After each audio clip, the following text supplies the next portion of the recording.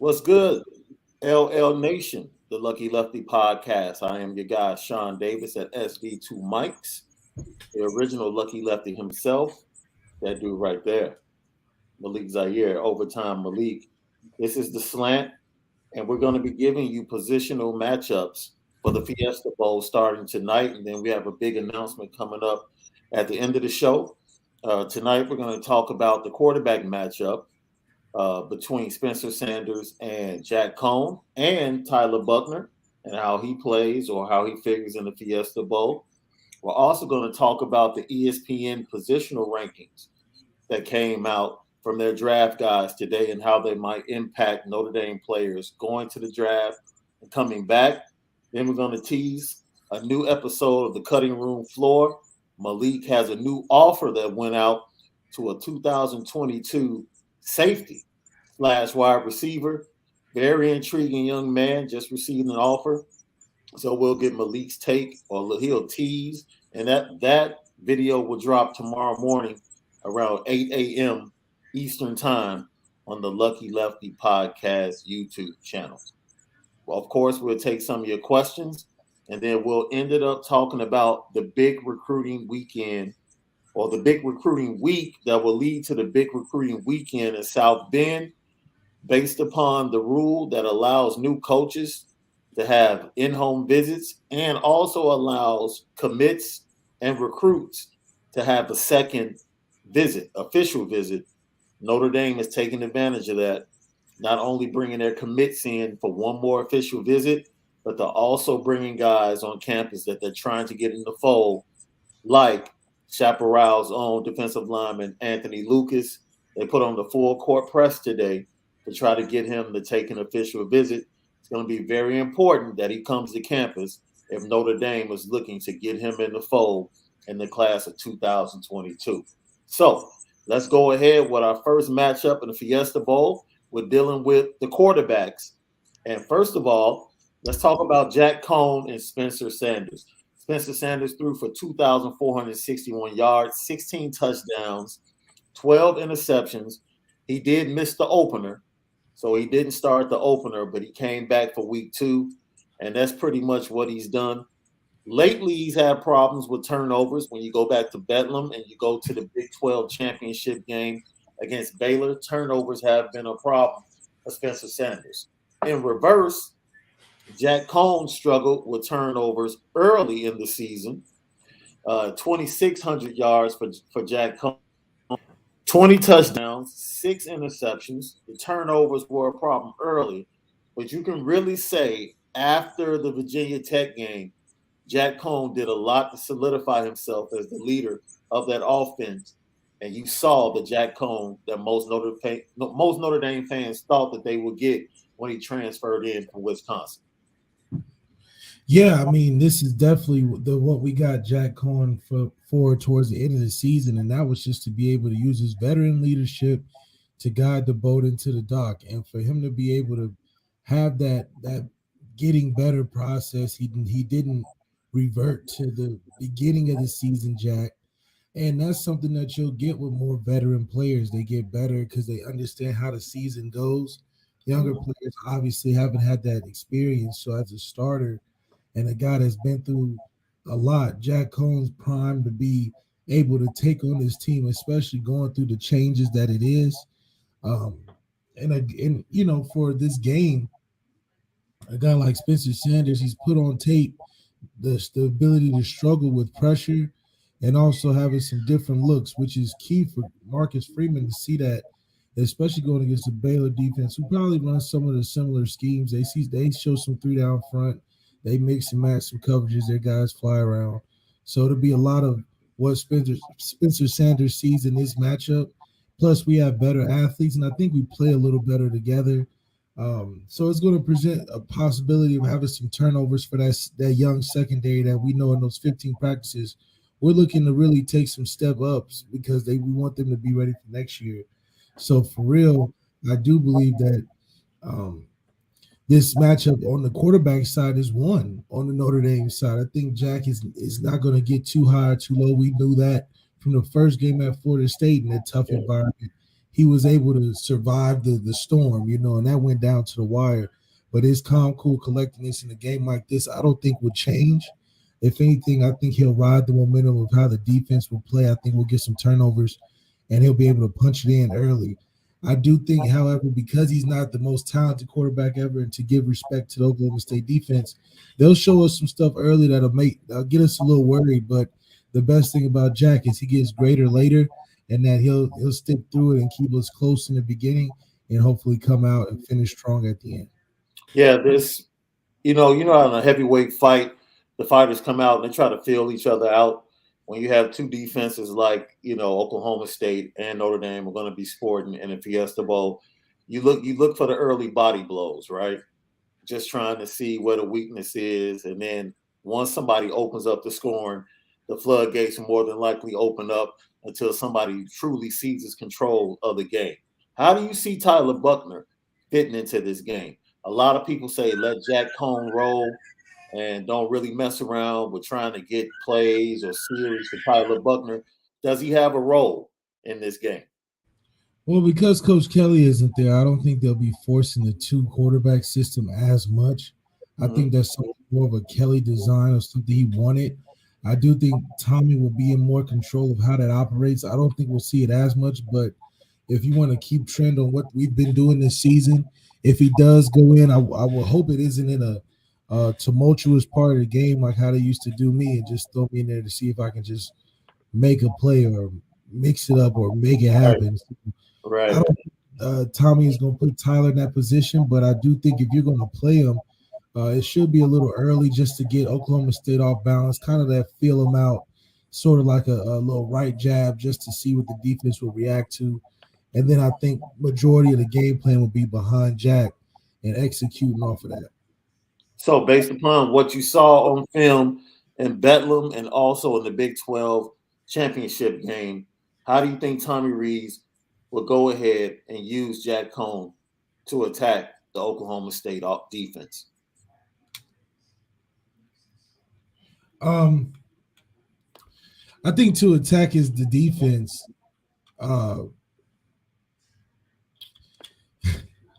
It's an interesting thing to think about because with the way that Tyler runs, if anything, it would just be a physical representation. You know what I mean? I think it would be putting Tyler in there when we're doing some power run. We want to wear on that defensive line, make him tackle, wear him down a little bit, and bring Jack coming back in to get some play action down the field. Get him some time with Kevin Austin. I think our receivers, especially with Kevin Austin, is a matchup problem. Being at the height, I don't think they have anybody close to Kevin Austin's height. So that makes those one-on-one down the field open. I think they're going to play aggressive, knowing that we don't have a Lamar Jackson back there. So I think Kyron will be great with Tyler Buckner in there for establishing the run early. And then maybe Tyler get a trick play in there or something to catch him off guard. Who do you think is going to end up being Jack Cohn's favorite receiver in this game? I think his favorite receiver in this game should be Michael Mayer. Yeah. I think if he wants to play it safe and go to his best bet, Michael Mayer in the middle of the field is still a matchup problem. I think through the season, teams have paid attention to him and been hurt in different ways by Kyron. I think Oklahoma State will really try to focus on minimizing Kyron, which will open up Michael Mayer. I think especially when they start bringing some pressure on third down and playing that man like teams usually do when Jack's in the game. That one-on-one with Michael Mayer is going to be his best bet. And I think those 15 practices, they can really solidify that connection because I don't think it'll be as much Tyler. In the beginning, obviously, of those 15 practices, you get all the young guys in and stuff. But game planning-wise, I think they'll find a way to scheme up Michael Mayer more. Yeah, we thank for everybody that's joined us live. Don't forget, subscribe, share, like, hit the notification bell, let everybody know about the Lucky Lefty podcast on the YouTube channel, and let them know that they can follow us on Twitter and Instagram at Lucky Lefty Pod. We are featuring and brought to you by OnoraWhiskey. Go to OnoraWhiskey.com. That premium American whiskey, and we're also featured by Fashion Geek. Yeah. Go to AlonzoJackson.com. We'll put the links in the comments in a few minutes. Go support Fashion Geek, we run the city. So we'll get to your comments and questions. One of the things I wanted to talk about, the defense that Jack Cohn will be facing. Uh, it's very interesting because Notre Dame is going to end up facing the same coordinator in the Fiesta Bowl and then the first game in the Horseshoe as defensive coordinator at Oklahoma State. Jim Knowles was hired as the new defensive coordinator at Ohio State. So Notre Dame is going to face him back-to-back games, once to end this season and once to begin next season. Jim Knowles is all about girth up front, pass rush, likes his linebackers to be very aggressive, come downhill, and then very succinct and in tune in the secondary, and doesn't like to give up big plays and take chances with his DBs. Yeah, this is a great matchup considering the two different type of athletes that Jim Knowles will be having with this game and next game. But the philosophy definitely doesn't change. So if anything, Marcus Freeman should look at it from a bigger picture of breaking down more of what the defense will. It will be more Tommy Rees breaking down more of what Jim Knowles' philosophy is on defense, with it being that he don't give up explosive plays and just what athletes he uses to make that happen. So the difference will be the athletes that he uses to make it happen. And I think for him, just to see some of his favorite calls in a 2-minute drill and in tight situations will be calls that he'll see again with just different players running it. So, Tommy, this is a kind of cat and mouse sort of two deal situation. They're both huge games for the program. And I think for Tommy, even him being able to have a quarterback with Jack now and having a different quarterback next year with a focus, it's a lot of things that you can take from this particular matchup heading into next year. But I do think this year we have more talent than the defense they're going against. So some things that may be covered might just be open for us to make a play as well. Now, one of the things that Baylor was able to do with first time starting quarterback, well, that was his second game. Yeah, first start of the season in the Big 12 championship. He did come in, I believe, at halftime of the last game. No, I'll take that back. He started the last game of the regular season for Baylor and then started his second game in the Big 12 championship, quarterback Blake Shapen. I was surprised at how under control he was. He completed his first 19 passes, and what they used was a short, quick West Coast scheme. Got the ball out of his hands very quickly, and it was the tight ends that really did a lot of damage against those linebackers that like to be nosy and aggressive and come up, and they got behind those linebackers with the tight ends for big plays, and then every now and then they would go downfield. The defensive backs for Oklahoma State they like to grab. Baylor was able to, induce, I think, 4 pass interference calls on deep passes when they took chances.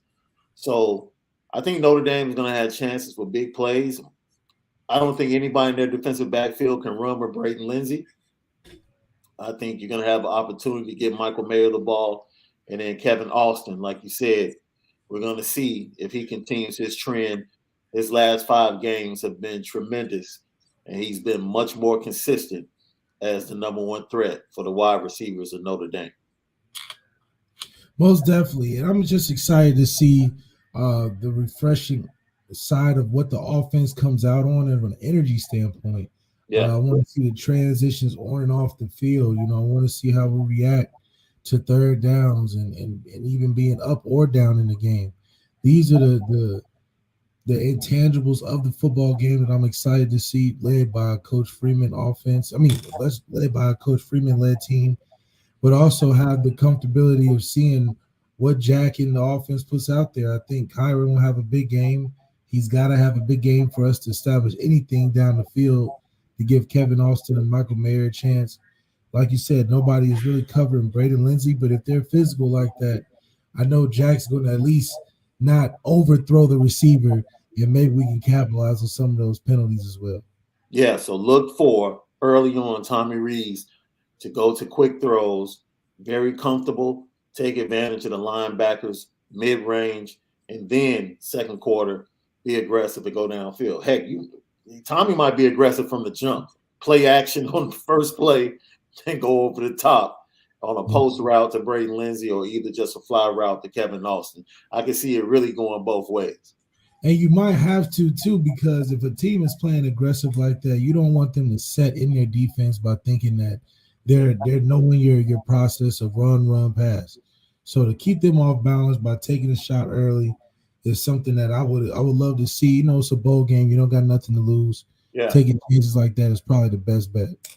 So I can't wait when we talk about the defensive line of the Cowboys. We'll get into that matchup when we talk about the offensive line. You know, they lead the nation. It's safe to say that one of the keys to the game will be the Notre Dame offensive line, keeping Jack Cohn clean, giving him time to throw, and to be able to take advantage of the mismatch that we do seemingly have at the skill position. So, yeah, we'll see how this offensive line comes along and if they continue to trend upward as they have since the middle of the season. Yeah, we just don't want to see a regression. Maybe that's the first game coming out for a bowl game. We definitely don't want to see regression, but with Jack not being a mobile quarterback, it does create an opportunity for Tommy to be able to use some more screens, maybe to get some more blocking from Kyron, because Kyron is a great blocking back. So keeping Jack safe is definitely probably the number one thing, considering he's not mobile. So getting it out quick, keeping Kyron in the backfield, but also Jack knowing that he's not the most mobile, getting the ball out fast, and just being a great decision maker. We know that Spencer Sanders is going to give us the ball at least some point throughout the game, but I'm trusting a fifth-year veteran and Jack Cohn that he'll just manage it. He won't do too much or too little. He'll keep it right there and not give the other team opportunities like Oklahoma State will give us. So we move over to the other side of the ball and to talk about what Spencer Sanders is going to be facing with Marcus Freeman and his defense.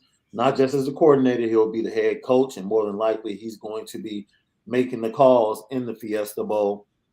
If you look at what Baylor and Dave Aranda were able to do against Spencer Sanders, they were able to get him to throw 3 interceptions. I believe he had a forced fumble as well, lost in the Big 12 championship game. And they mixed up coverages.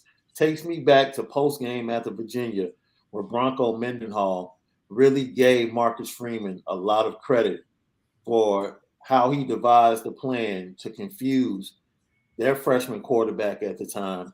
And he said it wasn't that people weren't open, but the different looks they give you at the line and in the secondary and working together, it makes you hold the ball for a couple of extra seconds. And then their defensive line is really good, can get home, and their blitzes with their linebackers. So when you see the confusion that Spencer Sanders suffered with or didn't handle well against Baylor, do you think Marcus Freeman does the same thing? Or do you think Marcus Freeman is very comfortable just sitting back and just letting things play out? Well, I think Bronco Mendenhall was just one of the only coaches to admit the truth. I think Marcus Freeman has probably been doing that the whole season. Yeah. It just took a guy like Bronco Mendenhall to keep it real. So I do think that Marcus Freeman is going to get in his bag. He knows that the quarterback is going to give us the ball when you give him some confusing looks. So I don't expect that to change. I do, however, want to see a better job of us limiting explosive plays. This is an Oklahoma State offense that does get off the ball well and has some exciting players that can make plays down the field. So for us to just make Spencer Sanders indecisive, I think that's the goal for going into this game. Make him indecisive, hold the ball a little bit longer, and we'll hit home on some of those creative blitzes that he schemes up with the linebackers. It was interesting because Spencer Sanders had been very comfortable. And, of course, he was without his starting running back in the Big 12 championship. I'm sure that'll make a difference. He'll feel more comfortable having that piece of the running game to go off and work into the play action game. But you really saw him start to come apart, in my opinion, in Bedlam with the mistakes. And Oklahoma, who I wouldn't call a great defense, were able to get to him and cause him confusion and really rattle him. And then once they got to Dave Aranda's defense, which is all about being succinct on the back end, being aggressive up front, but not knowing where the rush is going to come from specifically. They drop linebackers, they drop defensive linemen. Marcus Freeman, we've seen him do the same thing. And honestly, without Cal Hamilton, one of the things that has gotten better is the tackling in the secondary. Yeah. So, and I think you can appreciate that if the secondary is making tackles, it's going to extend drives to be longer than just 3 or 4 plays a drive. Yeah. If you can push teams that having long drives, 10 plus play drives, you can really make it hard for an offense to successfully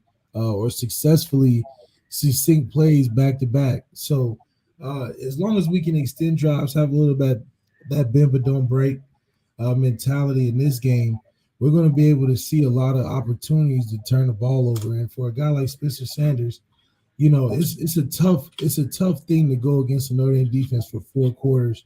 We've seen quarterbacks that are potentially drafted like Sam Howell play well, but having 4 quarters going against a Marcus Freeman defense proves to be a pretty tough challenge. So if we can hit him early, I think that'll rattle him enough to be anxious in the pocket and let the ball go sooner than he probably wants to, and give us some chances to make some tackles. So a lot of it, I think the Oklahoma State offense knows he's turnover prone, so they're going to probably try to do as much as throwing it quick like Big 12 teams are accustomed to. Yeah. Throwing it out there, letting us tackle in space, but hopefully we can come down, and if we can make those tackles in space and make it a 2nd and 8 instead of a 2nd and 4 after throwing a screen, I think we'll have a great chance of stopping them below 24 points.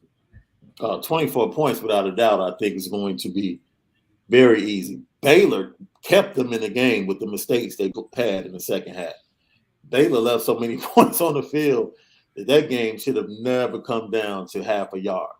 And that's why it comes down to execution. You got to execute with a guy like Jack Cohen coming from a Wisconsin offense. Yeah. One thing he knows how to do is not mess it up. He's not going to try to do something out of the ordinary. He knows the situation in the game where he just has to continue to play safe and just hand the ball off. You got 23 in the backfield. You got 87 right there in the middle of the field. You don't have to play Superman in this one to come out with a victory. All right. So once again, that has been our breakdown of the quarterbacks in the Fiesta Bowl. Spencer Sanders going up against Jack Cohn. Who will have the most passing yards in the game?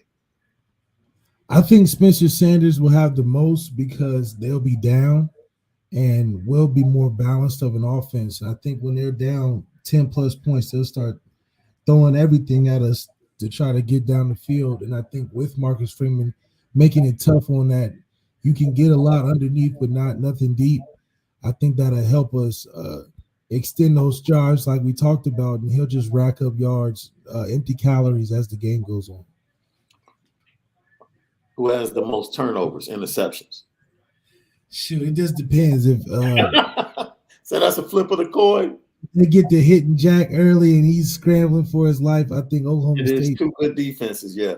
They'll have some chances at the football as well. That Jack is not, Tom Brady necessarily. So he can give the ball away sometimes, but I believe the offensive line will come through enough to give us a balanced look, so we don't have to depend heavily on Jack not to throw it to the other team. But Spencer Sanders is a really hit or miss when it comes to that. So I think with a tough challenge like we'll present, I think we're a tougher defense than Baylor.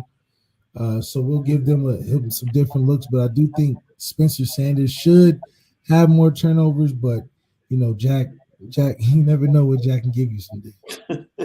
And last but not least, who throws for more touchdowns? I think Jack will throw for 3 touchdowns. I think that'll be the number he has to get to, and let all the players like Kyron get 2 or 3. I think that'll put us in good position. But Jack with 3 touchdowns and that's an honest game for the defense that we're playing. I don't think they're expecting Jack to have 3, but if he does have 3, I think they're comfortable going across the field and shaking hands if Jack pulls it off. So 3 is my number for Jack. And I think if Spencer Sanders has any chance of beating Notre Dame, he's going to have at least 5 touchdowns and be a Superman out there, because the rest of his team will go off of him. They'll go off his energy, and we Yeah. can't even get that momentum. So, breaking news for the Notre Dame staff: Brian Polian has accepted a position to go down and be the special teams coordinator, special teams coach at LSU. They also got Frank Wilson, former LSU coach, to resign from his head coaching position and to come back and to be the assistant head coach and head recruiter. And a story that broke on the Athletic, Brody Miller uh, told a story about how Mike Elston actually flew to Baton Rouge. This is new information that Mike Elston actually flew to Baton Rouge to meet with Brian Kelly before ultimately flying back to South Bend and telling him no. Well, Coach Elston and Coach Kelly got a different kind of relationship. It's older than a Tommy and his relationship and the Marcus Freeman and Coach Kelly's relationship. And I really think Coach Elston went down there for closure. That's been his guy through thick and thin. Out of respect, yeah. He's kept Elston on staff times where maybe he shouldn't, maybe he should. It could have been a 50-50, but he stuck with Elston the most. And that's really I think out of respect just for their relationship beyond football to at least give it an open conversation. So that's something I wouldn't expect from Tommy necessarily, just because it's not as old as Elston's, but it was something that Elston probably wanted closure on just so he could get an opportunity to step away under Kelly and see what he can do on his own. Yeah. What's up, LL Nation? This is the Slant. This is our positional battle for the Fiesta Bowl. We're going to be doing each positional battle, team versus team. Tonight is the quarterback position, Jack Cohn and Tyler Buckner versus Spencer Sanders. Now, Mel Kiper of ESPN.com released his new updated big board, and he also released his positional rankings. So you want to hear where some of these guys at Notre Dame rank at their position? Yeah, man, give it to me. We should No. be. So running back, Kyron Williams comes in at number 4. He's behind now. I already know you about to give me the screw face when I tell you the 3 running backs that are in front of him. And Notre Dame fans, be nice in the comments. All right. His number 1 running back is Breece Hall from Iowa State. His number 2 running back is Kenneth Walker III from Michigan State. And his number 3 running back is Isaiah Spiller from Texas A&M. This is an odd year. I think Kyron, for the stage he plays on, deserves to be top 3, or at least have an honorable mention in there for top 3. But it's something that, if he's considering a guy who has a lot of carries on him, I can see why it's not high on the board, just due to the amount of carries Kyron has had over the year. Yeah. But just from a production standpoint, it's hard to find a guy that was dependent on more than Kyron. I think Kenneth probably was dependent on a little bit more, but Kenneth and Kyron probably in the same conversation when it comes to production. And yeah, honestly, I think I would have had Kenneth and Kyron 1 too. Yeah. Because Breece Hall he didn't live up to any of the hype. I mean, he had high hopes coming into the season. And to have him as the number 1 running back, no. And I think Kyron has kind of been hurt by the offensive line early in the season with the dysfunction. But truly, if you look at, his overall game, Kyron's probably 1 or 2, should be 1 or 2 on this list. No, yeah, definitely. But, it's hard to get love as a Notre Dame football player from the critics, just due to the history of where we've been at in the playoff situations. So I think they just not showing too much love yet. But Kyron still, I think NFL teams know the value of what Kyron has, where, this is just one guy's opinion, but NFL team sees the production Kyron's having. Oh, absolutely. In the run game and in the pass game. So let's go down now. This is a surprise. This is a surprise for me. Because with that, Kyron, running backs are not really taken high in the draft. So you figure that Kyron would go between rounds 2 and 4. If he was the number 1 running back, more likely middle of round 2, high round two. High three, yeah. Yeah, and it depends on his workouts and the combine. I still see Kyron second, third round. And if you can get a second, third round grade, I expect Kyron to go to the Yeah. draft. I really do. And the running back room is stacked. So Notre Dame won't be lacking. Yeah, it's kind of the same situation that's 14, except I think 14 will be playing if he didn't get hurt early either. Yeah. So for Kyron, he's no different. It's just he's available more than 14 is at this point. But Kyron definitely deserves to graduate from that room, considering we got a lot of up and comings that deserve a shot. I think Kyron's not that he couldn't come back or shouldn't come back, but I think he's graduated from this level to get a chance to make some money. Let's go to a position that your favorite guys on the field, and that's the wide receivers. A Notre Dame guy actually came in 10th on this list, and that's Kevin Austin Jr. I was actually surprised, man, because in my mind, Kevin Austin Jr. should just come back to school. And I know he's dealt with injuries, and I know that might definitely influence his decision, depending upon the grade he gets from NFL scouts. But he comes in as 10th best is in his position. Now, this is the crazy thing. He's tied with somebody that I thought had a more consistent and better season, and that's Purdue's David Bell. I just thought what David Bell did was better and more consistent what Kevin Austin Jr. did this season, but scouts have him tied at number 10. What are your thoughts? Yeah, I think Kevin Austin's still a raw product. Him and Isaiah Foskey can definitely come back and fine tune their talent, and I think that's just something that they should consider if they want to have longevity in the league. I think going into the league early for a guy like Kevin Austin, it'll eat him up because he's not as technical as some of the other guys that are going into the league. At least a guy like Jerry Jeudy had technical routes, so his transition and understanding to the league was a little easier than a guy that's just strictly raw talented. Yeah, I think that the more we've seen guys like Des Bryant type, guys that just make plays and are big and physical, they've struggled and they've gotten better as the years have gone on, and they haven't been a sudden impact just because the league has advanced so much.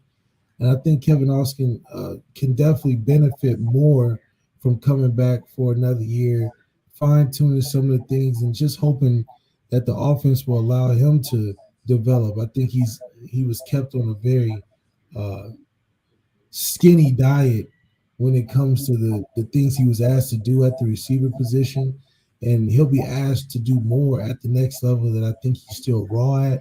yeah. So for him to be 10, I think it's 10 based off of just talent alone.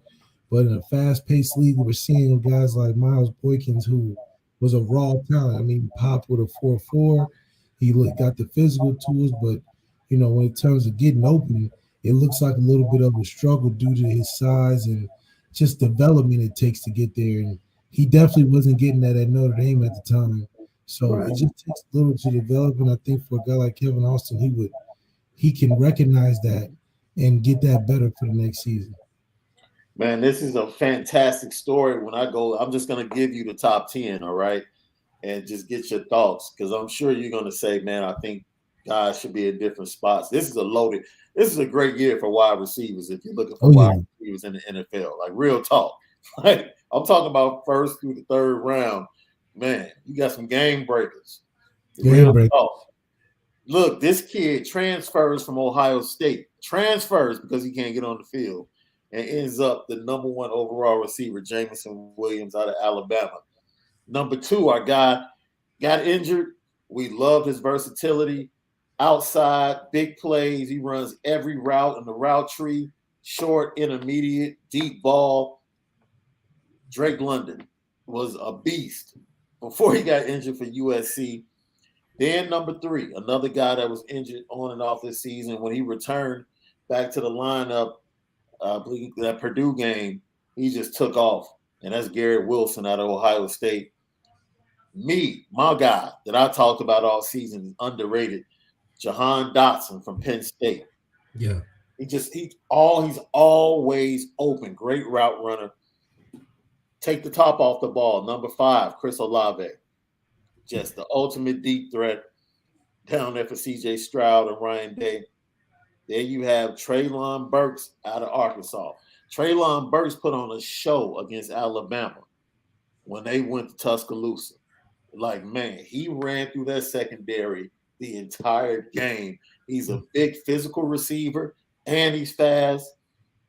That might be a sleeper pick for someone. George Pickens is coming off that knee injury. Right about now, he's probably at about, 80, 85%. And more than likely, I don't think he chances coming back for another season of college football. Just go ahead, rehab, get yourself in order, let the team doctors check you out, and allow somebody to grab you probably in the 3rd or 4th round. And then by his second season in the NFL, he'd probably be really ready to go and up to speed. He might be ready the first season. Coming in number 8, another unfortunate injury in the SEC championship game, John Mechie, who's the second receiver in that 1-2 combination for Nick Saban. John Mechie III. Feel sorry for the kid. I'm sure he was going to receive a really high grade. And now, more than likely, he's going to slip a little bit, but somebody's going to believe in the talent and take a chance because he's the technician. James Williams is the speed. John Mechie is the technician and the route runner. And if he can, get back healthy and get his knee back in order, they love technicians like that in the NFL that know how to run routes, like Keenan Allen for the Chargers. And that's right. And I think those are all top guys that deserve to be where they are. That's still even a tough list because you can all interchange and swap based on just opinion because you're not going to lose with any of those guys that you're picking. All of them have different strengths and things. But, I mean, you talk about winners. These guys are really, really good. So for Kevin Austin to be in a list like that, it says a lot. It speaks a lot to his talent. He shouldn't feel ashamed that he's 10 only because, I mean, those other 9 are really good. They've been playing receiver a little longer. Facts. So, I think for him to look at that group and just evaluate yourself to the group, I don't think that he could really jump anybody in that list. Not that he's, it's just those guys are really good. So I do think seeing that should be a challenge for him to work on his game coming into next year, get some more money, be evaluated a little higher, and really prove that, this is something that you would want to be a part of with a Marcus Freeman. I think he would set a great precedent in coming back for the how the team should move forward next year. Coming in at number 9, right in front of Kevin Austin and David Bell from Purdue, is Alec Pierce from Cincinnati. 6'4", local kid here from the suburbs of Chicago. Deceptive speed, long jump ball, big target in the red zone.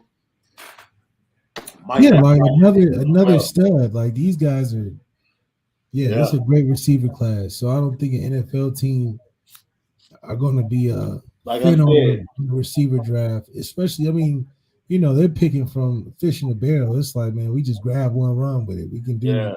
They're all kind of similar, but not really, and they're all really good. So I think a team would take a chance if he came out this year, but I think he has a chance of making more money coming out next year. Yeah, I definitely think he can get to like at least top 5. Back for another season.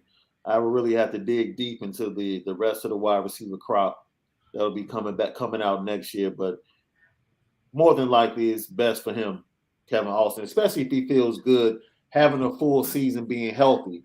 If he feels good with his body, he should indeed return. Man, for the first time in 3 straight positions, tight end, offensive tackle, and guard, Notre Dame, who always has somebody in the top 10 in those positions as far as draft rankings. No one at tight end, offensive tackle, and guard. Of course, that's understandable. However, the number 2 center on Mel Kiper's draft board is Jared Patterson from Notre Dame. The redshirt junior has an opportunity to come back, but when you're the number 2 center on the draft board, more than likely, he's gone, as Hawk Harrelson would say.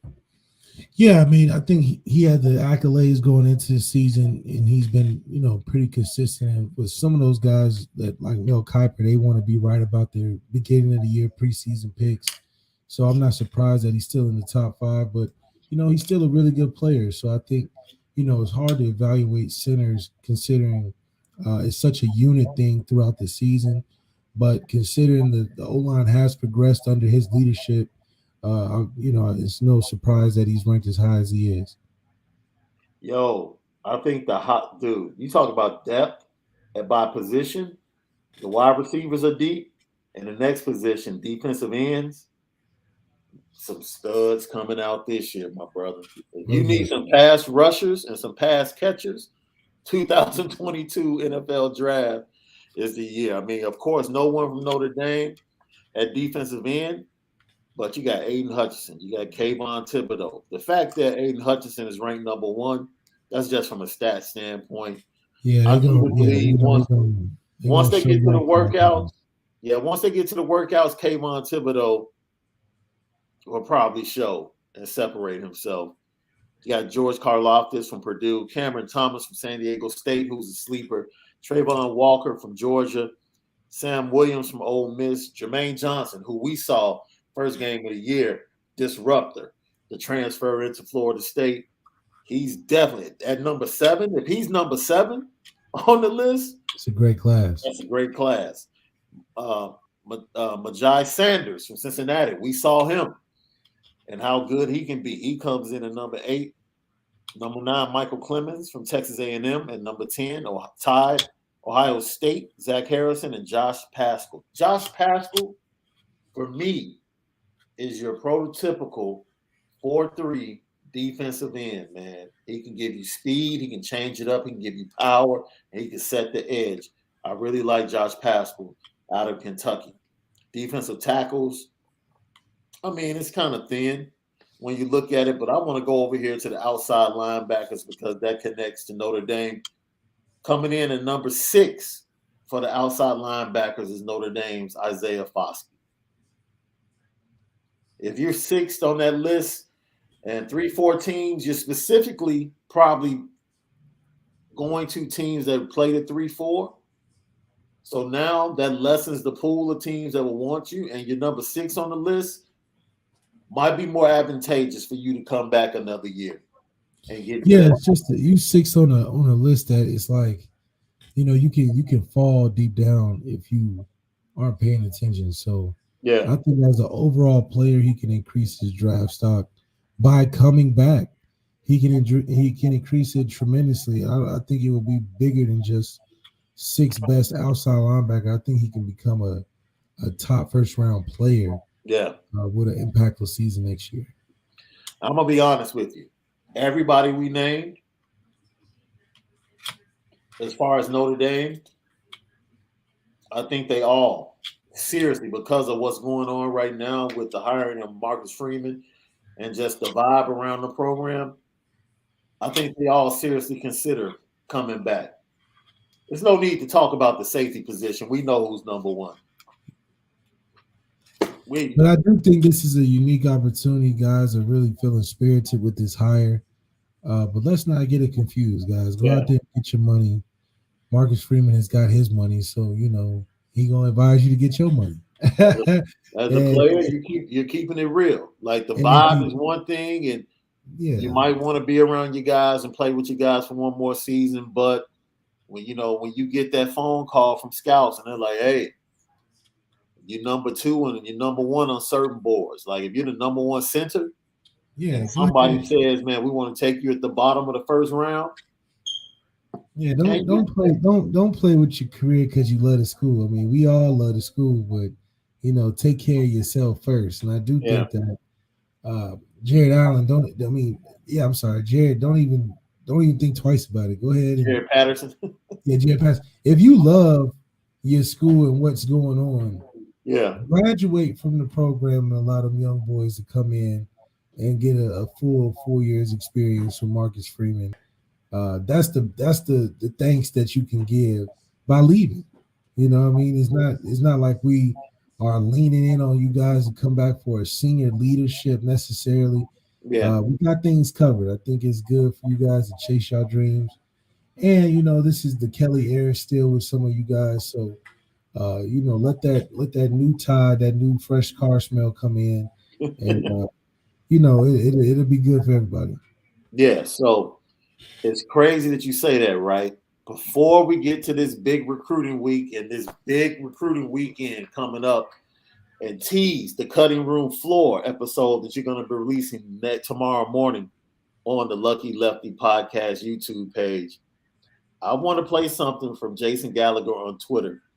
You saw the pump and circumstance and pageantry of Marcus Freeman in his introductory press conference at Notre Dame. 5 stars, thumbs up, however you want to describe it. It was top notch.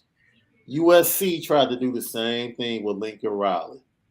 And boy, oh boy, my friend, did it go wrong. This is from Jason Gallagher on Twitter with a mashup of Saturday Night Live. I got to say, what's up with that? What's up with that? What's up with that? What's up with that? Ladies and Grintina! Go Grintin! Go Grintin! Go Grintin! Still a presence! Still a presence! Good Christmas! Good Christmas! Grintina's gonna get ya! Grintina's gonna get ya! The Grinch that stole my boner! What's up with that? What's up with this? What's up with that? What's up with that? Bruh. Yo, did you see the old ladies in the front throwing up the Troy sign? Look, man, you talk about that's not a good look, USC. That's a low budget copy of what Notre Dame put on. It's kind of it just fits to the LA Hollywood style. Oh man, It's I just thought that was just funny. I had to play it. pure entertainment to the point where it's like we're beating you guys by 100 points next season. But the All cheerleaders these out circuses front, there. they weren't even good. They weren't even synchronized. And when you got a lot of money to spend on cameras and stuff in LA, that's the best you can come up with because you run out of ideas. You know what I mean? And I like that Notre Dame keeps it classy. We set it up nice like a graduation, like your kids' kindergarten graduation where everybody's real proud and dress up real nice. Right. This is a media project at school for USC, and it just shows that for the head coach to even be interested in that, Marcus Freeman would never do that. And I think that's just the difference in personality. I think that's what Lincoln Riley wins with him recruiting. But Marcus Freeman would be like, I'm not doing this. He wouldn't give no Oscar performance with that speech at a setup like that at USC. That's ridiculous. There's too much money out there at that campus, man, for that. Too much. Come on, man. Y'all couldn't splurge. Now they splurge too much. You're just on crazy stuff.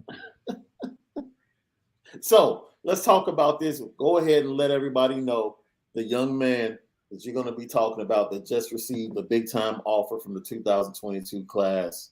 You're going to be dropping his cutting room floor tape tomorrow morning on the Lucky Lefty podcast. Tomorrow morning, we're dropping our guy, Keon Entringer.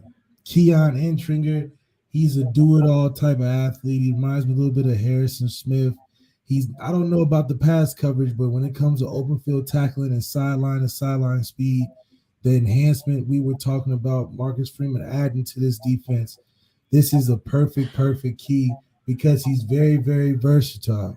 Very, very versatile. So he's able to play many spots, safety, linebacker, hybrid, something that we're looking to do, especially with a bigger type of athlete like 14. That's been kind of the archetype for the recruiting class. And this is another one we'll be talking about tomorrow.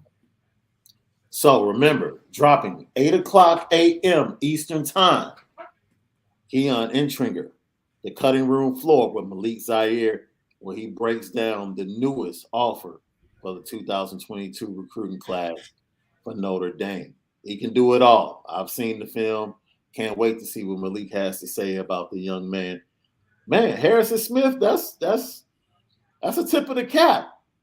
If that's the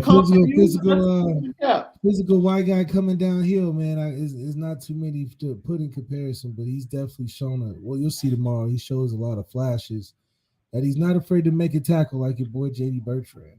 Oh, well, if he's always around the ball, that's a good thing. That means he plays with his hair on fire. So let's talk about this recruiting weekend. As I said before, we know that head coach Marcus Freeman and Tommy Reeves got on the plane immediately, 2 hours after his press conference. They went for the home visit with Billy Schroff. All right. They also have talked to Zaire and Wamka, who has a decision, I think, coming up. It might be tomorrow. Might be his decision. I believe so. At this point in time, Notre Dame has a lot of making up to do. He had an interview, I believe, on yesterday, and he said Marcus Freeman getting the job changed everything because basically Notre Dame was out of the picture. But Marcus Freeman being the head coach has changed things and made things a little bit more difficult, which goes to ask, like, what the heck happened? Like, what happened? Like, yo, now that Marcus Freeman is the head coach, like, oh, snap, let me think about this. But until that day, it just speaks to the personality of the head coach. You know, it instantly became a cooler pick. Instantly became something you can relate to more, especially a place that's as prestigious as Notre Dame. Yeah, having that face of a Marcus Freeman is a huge gateway to relatability for guys that are coming from all over to fit into a particular institution like Notre Dame, where not everybody graduates, but it's because of the requirements and the different things that it takes. But if kids can see a guy like Marcus Freeman, young, still look like he can play, running the show, I think a lot of kids' perception, we talked about a lot of perception with Irish Breakdown, but the perception is that he can do it, I can do it too. It's not a lot of perception with that with Coach Kelly just because he's older to the point where you're like, man, you did this before I was even attempting to do it, and you don't look like you can do it at all. So it definitely a difference in that, and it just shows one guy can really do 360 for a program. Yeah, absolutely.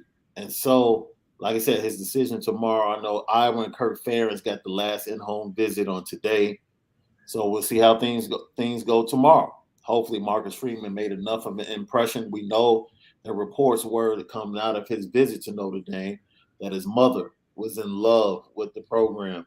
So, man, most of the predictions are it's either going to be Iowa or Ohio State, but we'll see if a last-ditch effort by Marcus Freeman and the staff can swing him or either delay the decision, because he said Marcus Freeman being the head coach has made things more difficult. They got back in also on defensive lineman Anthony Lucas. They flew out to Chaparral High School to talk to the big defensive lineman, and he has not made a visit to campus. So that's the big issue. They want to get him on campus because this is a really big recruiting weekend. Notre Dame is taking advantage of the NCAA rule that says if there's a change at head coach, you are afforded an extra official visit for your recruits, commits, and those considering committing to your school. So pretty much every commit has said that they're going to be in South Bend this weekend. And Notre Dame's trying to get every recruit that hasn't committed to come in to make it one big weekend. Those of you that know, back in the day, it used to be banquet weekend was like the big weekend. Like all the recruits came in, you had all the older Notre Dame players there, the tradition, the prestige, and it will just make people want to commit on the spot. Notre Dame's trying to take advantage of this coaching change and do some of the same thing, something like that this weekend in South Bend. So we'll see how it goes. Hell yeah. I mean, this is just an opportunity to stack on the momentum of what the last couple of weeks have been with hiring and all the ceremonies and and the introduction. So you got to strike while the iron's hot, Yeah. especially in this gap between us and the game, and let the game cap off a great season and head into the next offseason. So once again, Keon Entringer might be one of those guests this weekend in South Bend. He's out of the suburbs of Michigan, right outside of Detroit. Very interesting story. You know, his stepfather, is a professor at the University of Michigan, and a lot of people feel like Michigan has the upper hand and has the lead in that race. But according to reports, the Michigan staff really isn't pushing to make him a part of the class. So, you know, based upon the tape, be here on the Lucky Lefty Podcast YouTube channel. We'll see whether or not you guys like the tape of Keon Entringer and see what Malik has to say on the cutting room floor. Well, So, if it's your stepdad, it couldn't be that much of a good relationship. We still got a chance. We still got a chance. You petty, bro. You petty. As we get ready, man, to let you guys go. And then we have an announcement before we get out of here. Let's get to some of these comments. Will Cloak says, if we blow out Oklahoma State, will Drew Pine, the people's champ, get any playing time? You know, this is Coach Kelly's recruit, man. You know, I think Drew Pine is fit his role for what was going on. But, you know, Marcus Freeman's going to bring in his guys and get a different people's champ. So I think, you know, if we blow them out by 50, yeah, I would love to see all our guys get in. But I'm not looking for Drew Pine to try to save the day in this one. Hey, question. Drunk Vigo. Is that former Notre Dame quarterback Malik Zaire? It might be. It might be. It might be. We spending the difference, so it might be. He also says if Notre Dame wins, let's see, the turnover battle, they win the game. Yeah, I think the turnover battle always determines the game. So yeah, hopefully we end up on the brighter side of that. I think we'll do a good job. We've never been a turnover killer team to be give away 4 of the game. So yeah, I think we'll stay on point with this one. Hey, D Beezy, good to see you back. What up, though, LL Nation? What up, though? D Beezy checking in. We see everybody checking in for where you're at. Thank you for checking in. Don't forget, subscribe, share, like, become a part of LL Nation. Anytime you talk about us on Twitter or Instagram, don't forget the hashtag LL Nation. Let's see. A lot of people want to wish Brian Polian and his family the best of luck as they go down to LSU. Yes, you know what? I am interested in seeing who Marcus Freeman, Brian Kime says maybe we can get a special teams coach that can coach how to set up for a punt or kick return. Yeah, it's been a long time since we had excitement in that unit. You know, Notre Dame was, punt return touchdown, kick return touchdown for a long time was synonymous with Notre Dame. We haven't had that vibe in a long time. So really haven't had that vibe since George Atkinson, I would probably say. Yeah, I mean, everything is trending up to the way we want it to be. So I'm just excited to see everything that's going to come out of this hire, out of this recruiting season. And that spring game is going to be where it's at. Thanks, Matt. Altenberger. Brees Hall can't hold Kyron's jock strap. I mean, you're probably right. I mean, we agree. We agree. Kyron should be 1 or 2 on that list. And Kenneth Walker III is the only person that I would even have a conversation about.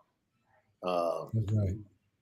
Anthony Solomon, if Kyron can get to the second contract, he would get life-changing money.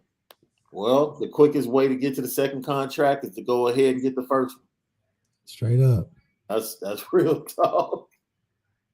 All right. Anthony Solomon also wants to know, he says he believes Tyler will get a lot of playing time in the Fiesta Bowl.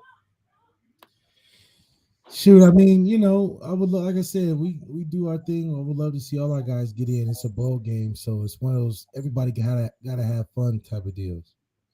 Yeah, this statement here I can't believe Dale might stay. You know what? I know where that's coming from. If you read the letter to Notre Dame and Notre Dame fans from Marcus Freeman that he released on the Players Tribune, he's very adamant that he loves the coaching staff. And like they're really tight. And that's why he wanted to keep everything together. So everybody was excited about possibly, Dale Alexander moving on.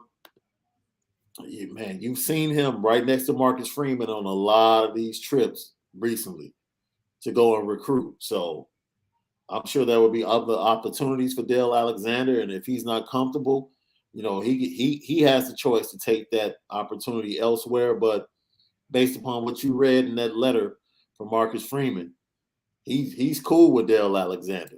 And maybe he can light a fire under his butt. You know what I'm saying? Maybe the CEO, like Brian Kelly being the head coach, everybody else feels like they can chill too. But when you have somebody like Marcus Freeman as the head coach that's going to hold you accountable, like, yo, what you doing? Did you call this dude? Have you talked to this guy? Have you talked to this recruit? You might get a different outcome from Dale Alexander under Marcus Freeman. Yeah, it's all about the energy he's bringing to the game, and Marcus Freeman is bringing that energy that everybody wants to be included in it. And sometimes that's all you need to really feel like the place can change, and it's not so much you got to go somewhere different, but just stick it through and enjoy what's going on. So a lot of people responding to that spoof we played about mix and mash up a Saturday Night Live in the USC press conference for Lincoln Riley. Shaun Pilot says that was hilarious. Shout out to you, Shaun. Thank you for being a part of LL Nation. Don't forget to subscribe, share, and hit that notification bell. Will's like, did that actually happen? Yeah, I mean, great production. We actually did put the link to that Twitter post in the chat. There it is. So it's in the chat. Go check it out. Matt Holzberg said that band made me feel uncomfortable. The whole situation, man, was uncomfortable. Everybody's talking about the Freeman factor, trying to get back in on Zaire Wumpka and also Anthony Lucas. Yeah, we hope the Freeman factor does indeed take effect, and this recruiting weekend ends up being a massive one, a massive success for Notre Dame. I think that's it, bro. That's it. I think that's it. We got some. Yeah, we did. You're right. Chris Tyree did return the kickoff against Wisconsin, but we didn't. There was no buzz. It wasn't like, oh man, I hope. Remember. It just happened. Straight up. Yeah, it literally just happened. This season is great. I'm excited to do the breakdown of the keeping the fans informed of these recruits we got coming in, because it's good to get up on them early, so then we know what we got coming in that's going to change the program for us moving forward.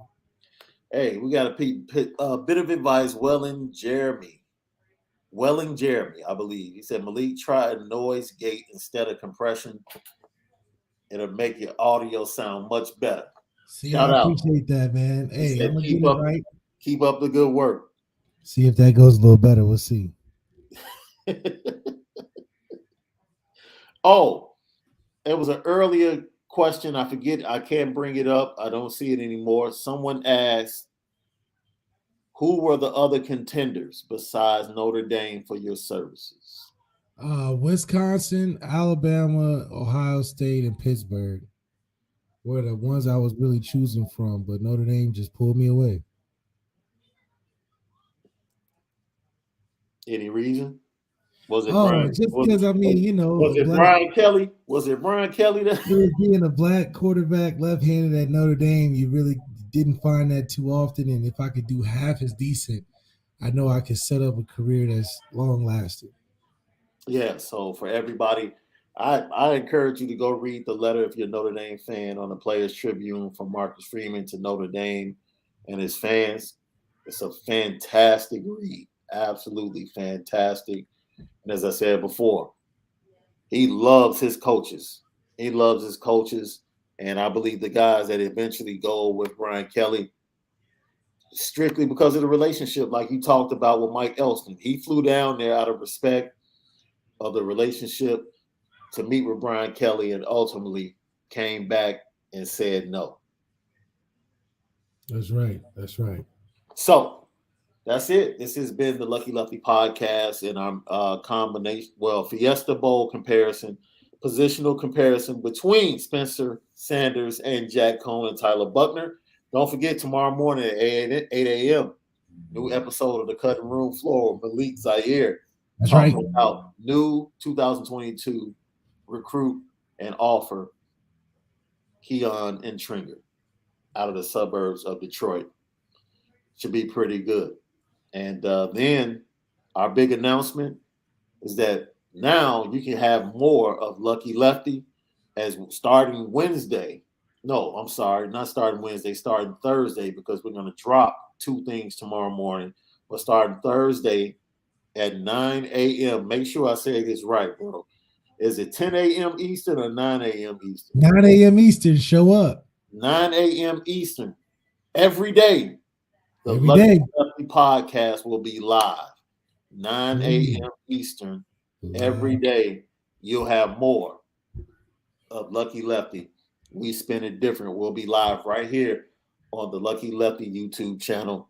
You can follow us at Lucky Lefty Pod on Twitter and Instagram. I'm Shaun Davis at SD2 Mics. He's Malik Zaire. Other way. He's Malik Zaire at Overtime Malik. Brought to you and featuring OnoraWhiskey. Go to OnoraWhiskey.com for that premium American whiskey. And of course, Fashion Geek. Hit it up. AlonzoJackson.com. I'm putting the links in right now. I know you're asking for it.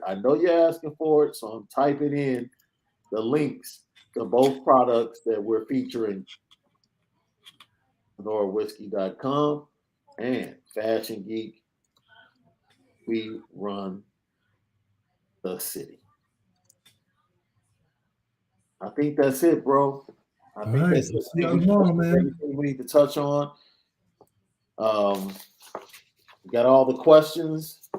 Yep. And DBs, he says, hey, look, yes. We're really going to be there. We're really going to be there. We're really going to be there.